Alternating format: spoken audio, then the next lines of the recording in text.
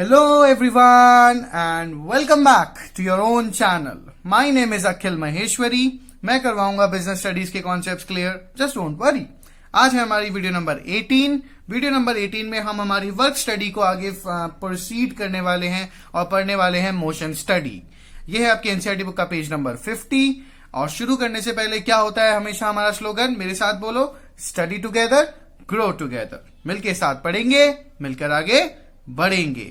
मैंने आपको बताया था पिछले वीडियो में भी कि work study technique FW Taylor ने डिजाइन की थी और इसमें 4 कैटेगरीज थी: method study, motion study, time study and fatigue study. So आज हम मोशन स्टडी पढ़ने वाले हैं. So it's a part of work study technique derived by Taylor and उनके इंडस्ट्रियल फ्रेंड जो थे फ्रैंक गिलबर्ट. अब यहां पर फ्रैंक गिलबर्ट में कहीं लोग ए भी यूज करते हैं इनकी स्पेलिंग में, so please don't mind that, कहीं लोग नहीं करते हैं. So, according to Frank Gilbert, what was the motion study? It is the science of eliminating wasteful resulting from indirect and inefficient motion.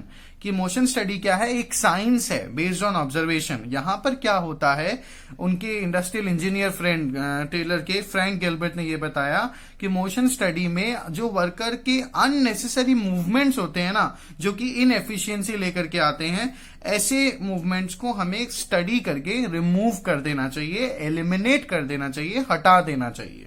ठीक है, तो चलो एक एग्जाम्पल से समझते हैं सबसे पहले.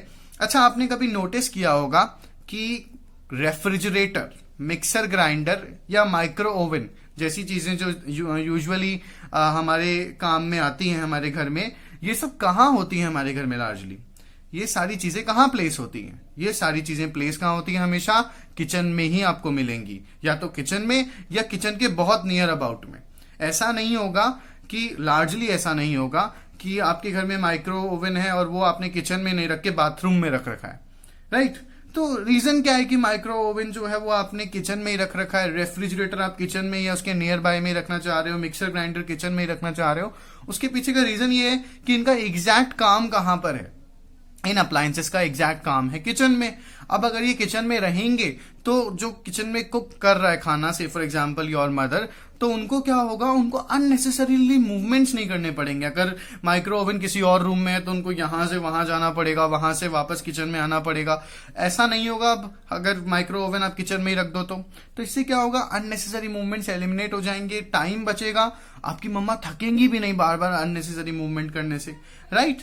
सो कुछ एग्जैक्टली एफडब्ल्यू टेलर ने यही कहा, यही चीज उन्होंने अप्लाई की अपने इंडस्ट्रियल इंजीनियरिंग के प्रोसेस में. उन्होंने क्या किया कि वर्कर्स की एक एक एक्टिविटी को, एक एक मूवमेंट को नोटिस किया उन्होंने. Study of movements like lifting, की कौन सी चीज कब वो लिफ्ट कर रहा है, कौन से ऑब्जेक्ट्स वो कहां रख रहा है, पुटिंग ऑब्जेक्ट्स, सिटिंग की कहां वो बैठ रहा है, कहां वो नहीं बैठ रहा है, एंड चेंजिंग पोजीशंस, है ना, कि वो कहां अपनी पोजीशन बदलता है, कब उसे क्या उठाने के लिए झुकना पड़ता है, कब उसे क्या उठाने के लिए ऊपर उठना पड़ रहा है या ऊपर नीचे देखना पड़ रहा है. इस तरीके की हर एक एक्टिविटी को एफडब्ल्यू टेलर ने नोटिस किया. उसके बाद उन्होंने क्या किया, उन्होंने ये कहा कि अब आप जब ये सारी छोटी से छोटी एक्टिविटी जब आप एक वर्कर की नोटिस कर रहे हो, उसके मूवमेंट्स को, उसके मोशन को नोटिस कर रहे हो, स्टडी कर रहे हो, तो उसमें से अननेसेसरी मूवमेंट्स को क्या करो, हटा दो, एलिमिनेट कर दो. जब आप अननेसेसरी मूवमेंट्स को एलिमिनेट कर दोगे तो एफिशिएंसी वर्कर की बढ़ जाएगी. इनफैक्ट उन्होंने तो क्या किया, वर्कर्स के 18 मूवमेंट्स को, अननेसेसरी मूवमेंट्स में से कुछ हटा करके उसको 5 पर ले आए. यानी कि ऑलमोस्ट आप कहोगे तो 13 अननेसेसरी मूवमेंट्स उन्होंने अपने वर्कर के हटा दिए. ठीक है, एक छोटा सा एग्जाम्पल मैं आपको समझाता हूं.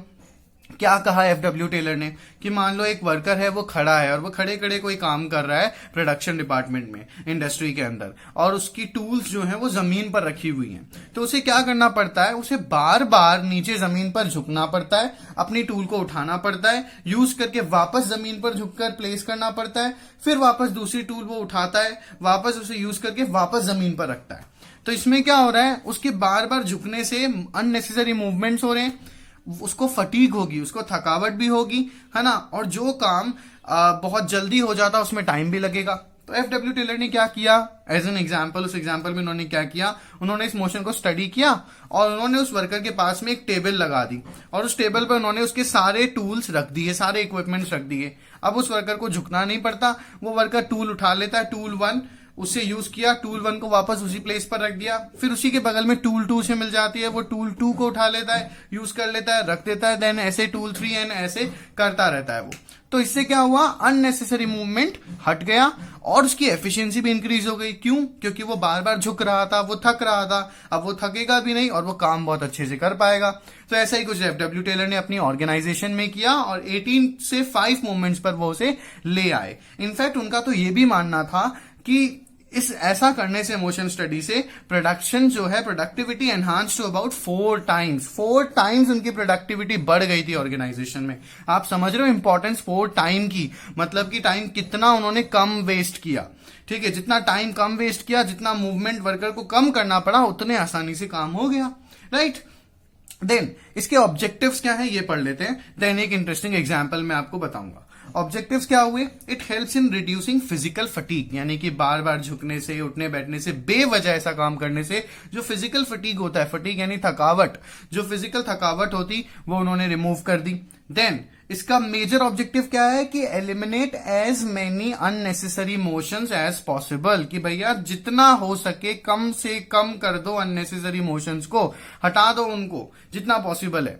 ठीक है, देन मटेरियल हैंडलिंग प्रोसेस को इंप्रूव कर दो। मटेरियल हैंडलिंग प्रोसेस मैंने आपको बताया कि उन्होंने एक टेबल लगा दी और टूल 1, टूल 2, टूल 3 रख दिया। ना सिर्फ उन्होंने टेबल लगा करके टूल रखा, रादर उन्होंने जिस टूल की पहले जरूरत है उसको पहले ऐसे सीक्वेंस में अरेंज कर दिया, टूल 1, टूल 2, टूल 3। तो इससे क्या हुआ, इससे ये हुआ ना कि टाइम बच गया वर्कर का। राइट, अब एज एन एग्जाम्पल मान लो कि आपको ना, ये बेसिकली बॉयज के साथ हमेशा होता है। ठीक है, कि ना हम लोग ना पूरे रेडी हो जाते हैं अच्छे से, हमें कहीं मिलने जाना है किसी से और कोई हमारा बाहर वेट कर रहा है, तो हम बहुत अच्छे से रेडी हो गए, तभी एकदम से ध्यान आता है कि यार ट्राउजर पहन लिया, शर्ट पहन लिया, बाल बाल बना लिए, लेकिन यार बेल्ट तो मिला ही नहीं हमें, या हमें हैंकी नहीं मिली, या फिर हमें हमारा वॉलेट नहीं मिला। तो अब ऐसे में क्या होता है, हम पूरे घर में उसको ढूंढते रहते हैं, आधा 1 घंटा खराब कर देते हैं, है ना। एंड में जाके मिलता है, तब तक हमारा जो एक्साइटमेंट होता है मिलने का वो भी खत्म हो जाता है, हमें फटीग भी फील होती है और हम ऐसा भी फील करते हैं कि क्या यार मेरे साथ ही हमेशा ऐसा होता है ना। तो इसकी जगह आप क्या कर सकते हो, आप अपने जो बेल्ट है, आपका जो पर्स है, आपकी जो हैंकी, आप डेली हमेशा एक ही प्लेस पर रख दो, रेदर आप वहीं पर रखो जहां पर आप चेंज करते हो अपने ड्रेस को, तो आपको हमेशा वो सामने प्लेस मिल जाएगी, आप उसे यूज कर सकते हो, ले जा सकते हो और आपका काम जल्दी हो जाएगा। ये क्या एग्जाम्पल है हमारी डे टू डे लाइफ का, ये मोशन स्टडी का ही तो एग्जाम्पल है। हमने क्या किया, हमने मोशन स्टडी तो की, कुछ एग्जैक्टली इतना ही इजी, इतना ही सिंपल एफडब्ल्यू टेलर ने कहा था। तो मैं मिलता हूं आपसे अगले वीडियो में। लाइक करो, शेयर करो, कमेंट करो, सब्सक्राइब करो, और कुछ नहीं समझ में आया तो जरूर पूछो। Bye bye, take care, Tata.